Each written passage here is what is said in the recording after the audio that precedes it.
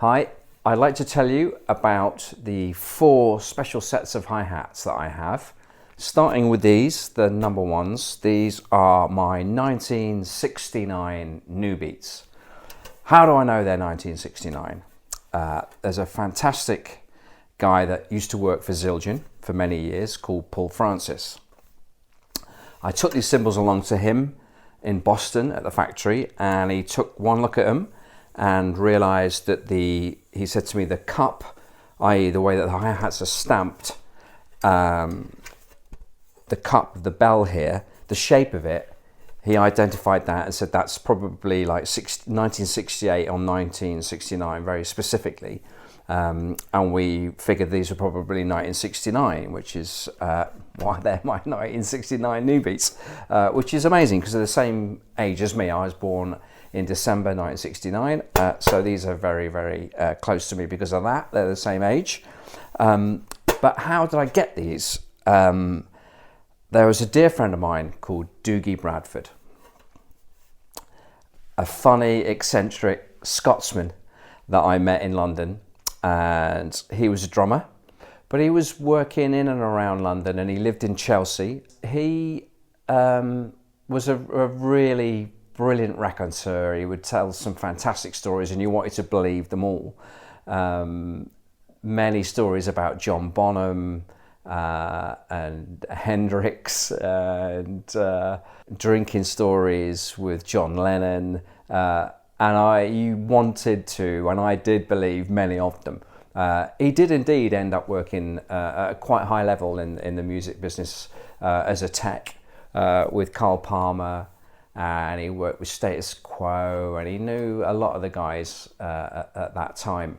And actually that part of London at that time was a very busy, different time, of course. You'd see the likes of the Stones down the King's Road often, and drinking in pubs. It was like a different world. You would never see that now, of course. But Doogie was very much involved in that side of the industry, and he acquired these, and he just gave them to me one day in the early 2000s. He said, I don't use them anymore, do you want these new beats? And he just handed them over. I graciously took them. I said, that's amazing, thank you so much. Brought them back to my studio, and I didn't play them for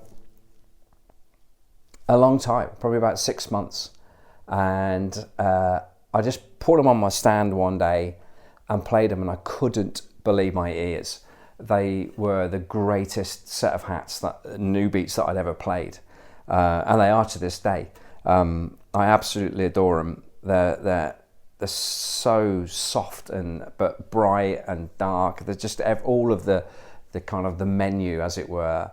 All the boxes are ticked. There's a man that works at Zildjian who will remain nameless. He still works at Zildjian to this day.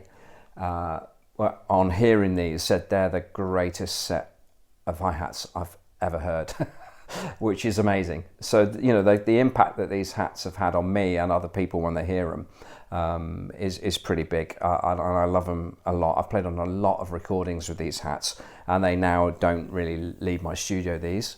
But how did I acquire the signature, which is Steve Ferrone?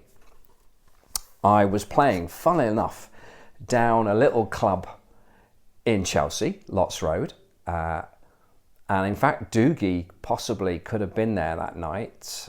I think he might have been there that night, the guy that owned these. And I was playing with a guy called Hamish Stewart, who is currently on the road with Ringo Starr in his all-star band, but he was the singer and guitar player in a band called the Average White Band, of course, which Steve Ferrone played in. We were playing the first set, and I saw Steve Ferrone walk in, and I'd met Steve a few times with Hamish in the past, and so I saw him, and it was like, how you doing? And in the break, Hamish said to me, do you mind if Steve sits in? Of course. So I sat on the floor, right down next to the kit, and there's some video you can see now.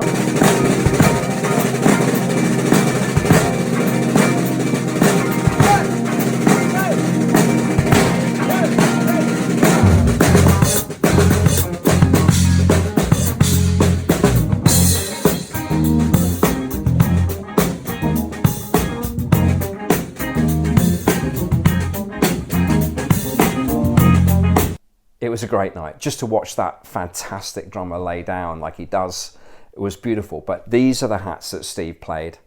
And at the very end of the night, we hung out and I got Steve to sign them after that gig. And here we go. And that is the story of my 1969 New Beats.